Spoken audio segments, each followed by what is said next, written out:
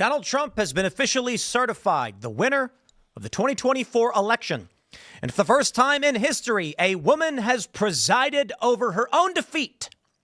Coming in at 312 electoral votes to 226, Trump-Vance has been certified by a joint session of Congress to much fanfare. Well, it's a tremendous moment. I want to play the clip for you so you can see it yourself, and then we'll talk about what's next and where we are. And largely, I got to be honest, I just laughed quite a bit when Kamala Harris announced her own defeat. Ladies and gentlemen, I give you a moment in history. Delivered to the President of the Senate is as follows. The whole number of the electors appointed to vote for President of the United States is 538. Within that whole number, the majority is 270. The votes for President of the United States are as follows. Donald J. Trump of the state of Florida has received 312 votes. Kamala D. Harris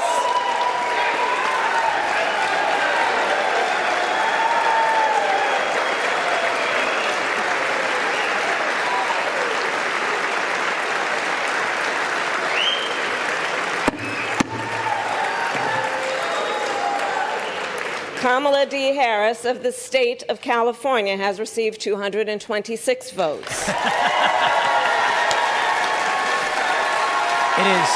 is history, ladies and gentlemen. The first time a woman has presided over her own defeat. Incredible. The whole number of electors appointed to vote for Vice President of the United States is 538. Within that whole number, a majority is 270. The votes for Vice President of the United States are as follows. J.D. Vance of the state of Ohio has received 312 votes.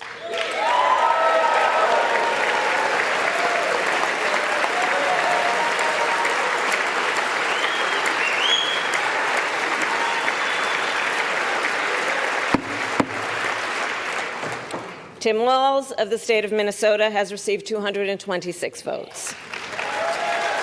And there it is, ladies and gentlemen. Victory. But I will say, we are not out of the woods just yet.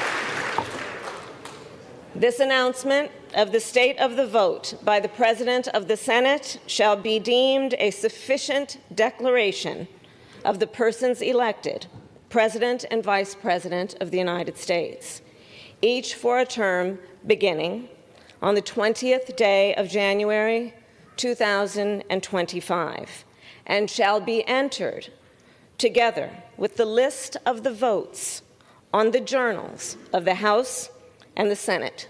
Thank you very much. And there it is. Ladies and gentlemen, history has been made. I believe the only other president to win a non-consecutive term was Grover Cleveland. I believe that was well before we actually had term limits anyway. Donald Trump has been officially certified, and it is true. Kamala Harris is the first woman to preside over her own election loss. Donald Trump is still not president. And we have two interesting there's one interesting conundrum and one fear. That is, of course, Trump's sentencing is still planned for this Friday. It's hard to know exactly what's going to happen. They're saying they're going to bring him in and he's not going to get prison time, but who knows? I don't trust these people. You see, this is a political party that has contested basically every single election, every single time a Republican wins. Not that I agree with George W. Bush at all, but they don't just roll over. So when we see this, and there was no great Raskin moment where he pledged that he was going to invoke civil war conditions. That's what he said. Civil war conditions. And they're going to have to stop the hordes of Trump supporters because Trump is ineligible. Was it all bluster?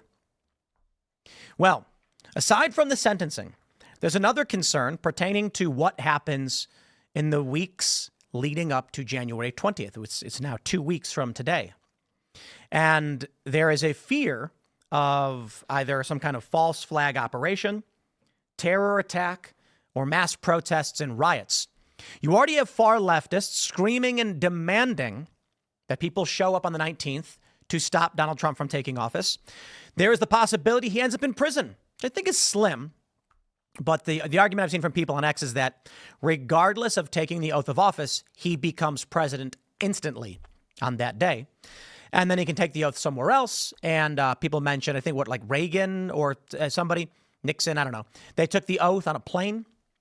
So it can be done. And the only real thing that may stop Donald Trump is far left extremism. I want to say, guys, let's hope and pray that we don't see any violence, that things calm down. But there is still the story of Rudyard Lynch. What if Altist on YouTube predicting 1,000 dead by April? I don't completely agree. I think that's quite silly. It's a big number to get to. But already, especially now with the attack in New Orleans, that number might be 20 or 30 deaths so far since the election. But 20 or 30 is a long way from getting to 1,000 dead in, 5 months? I say 5 months because the end of April, just about 5 months.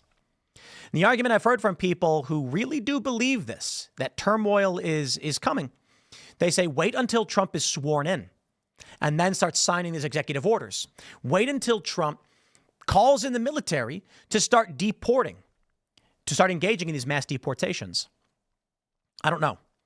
But with the drone story, the Vegas attack, and the crazy conspiracies, there is a fear. One of the rumors circulating online is that there will be a drone attack on Donald Trump. And they'll use this to claim Iran did it. I don't believe it for a second, ladies and gentlemen, but I do want to say let's all hope and pray for the best, for the safety and security of all of our political leaders. I've long said this of Joe Biden, of Kamala Harris, and of Donald Trump, J.D. Vance, whoever. We don't want any violence. We want everybody to be okay. We don't want to enter that arena because when things break down, and I don't think people truly understand. They don't. The people who advocate for violence, they don't know what it's actually like. There's the instability.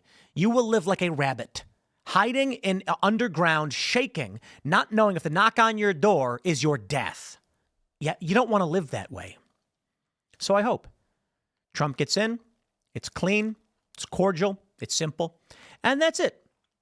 Trump starts enacting his policies, Democrats will lie about it, they'll whinge about it, and we'll call out their lying and criticize them for whinging. But the story goes with this Vegas attack, a Cybertruck at Trump Hotel in Vegas, that a message was being sent to Elon Musk and Donald Trump. The individual in question reportedly had some emails he had sent to some media personalities, including Sean Ryan, a big podcast. And I don't know that I believe any of it. But it sparked a conspiracy theory that the individual was talking about gravity propulsion drones, that China's been launching them. There's been discussions about Iran wanting to take the life of Donald Trump. And with these things bubbling up in the news, the conspiracy theory is that there will be a drone kamikaze attack on Trump right before the inauguration, or at, who knows. There are leftists posting these videos where they claim Kamala Harris will be president. Well, no, J.D. Vance would be. And even if Trump and Vance were both incapacitated, it still doesn't go to Kamala Harris. So that's silly and absurd. I don't believe it. And I think this kind of stuff's silly. I'll tell you why. People think it's predictive programming, that's what they call it. But I just don't believe in predictive programming. It's a nonsense thing. If anything, these stories about drones or whatever are to throw you off the trail of whatever the real plan is. And certainly there's a plan. I'm not saying the plan is to end Donald Trump or stop him or anything like that. I'm saying there's a plan to counter his policies because every political party always has a plan to counter the other. Just a question of how severe those plans will go. As we know from Trump's first term, their plans included trying to put Donald Trump in prison for the rest of his life, which is a bit extreme. It involved a lot of untoward behavior. I'll call it that. Right now, it's hard to know what's going to happen, but as long as Trump takes it seriously and everybody chills out, I think we might be okay. I hope they take security seriously because I don't trust the government. And I don't trust the Democrats and the Uniparty and the intel agencies are going to sit back and let Donald Trump do the things he's talking about doing. So I think the worst case scenario for us actually is that Trump gets in and is obstructed, is unable to actually fire the people who need to be fired, clean out the bureaucracy. That's the worst case scenario because then the energy is drained. People voted for Trump for change, and if they don't get it, then what do we get in 2028? 4 more years, my friends, of Donald Trump. And we're going to see what's coming after that. But for now, let's just hope and pray for safety, security, and we'll laugh at we'll engage in some political schadenfreude. It's allowed. I'm allowed to laugh at Kamala Harris for losing because that's the reality we want. We want people to laugh, say, haha, you lose. And it's like, yeah, we lost. That's it. We don't want violence. I'll wrap it there. Smash the like button, share the show with everyone. We got more segments coming up. Stick around, and we will see you all in the next segment.